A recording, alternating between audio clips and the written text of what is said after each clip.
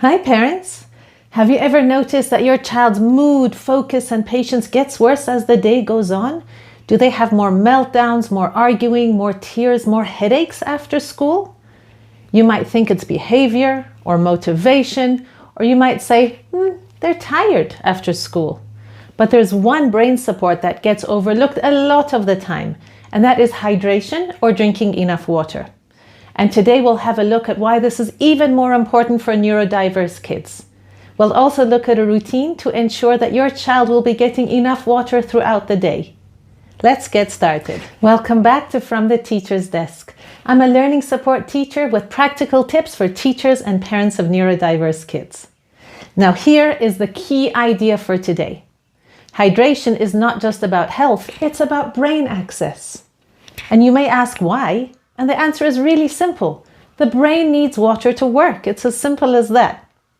Now, drinking enough water supports the brain in many different ways, and I'll mention just a few. One is attention and processing, how well your child can focus in class and figure problems out while they're working. Number 2, energy regulation, how much energy your child has during the day, and not drinking enough water could cause that energy crash at the end of the day. Number 3, mood and patience, what their mood is during the day and how patient they are when issues come up. And 4, headaches and body aches. So some children are not very good at pinpointing where pain is in their body, and this usually comes out as irritability. Now, what we see at school sometimes is that children are foggy, they're dysregulated, and they explode the minute something happens. And then we realize they've hardly had any water from the time they woke up that morning. For neurodiverse kids, hydration can be tricky for a few reasons. Some don't actually feel the thirst, not at all. Some avoid drinking water, so they avoid going to the bathroom. Some are so focused and anxious on getting through the school day that they don't even think about drinking water. And some have sensory issues. For example, they will only drink cold water, they will only drink water with a straw or from a special cup. Now, hydration seems like a small thing, but the impact that it has on learning and behavior is really, really big. Here is a routine you can use to ensure that your child gets enough water from the start to the end of the day. And the trick is to link it to activities that are already happening during the day. Now let's look at a few examples. In the morning, ask your child to take 3 big sips when they wake up, after they brush their teeth, and make sure you pack their water bottle in the same place in their bag every day so they can easily find it. At school, you can work with a teacher to remind your child and other children to take sips of water after lunch, after recess, and after PE. And a really big one, as soon as they come home from school, ask them to have a big drink of water.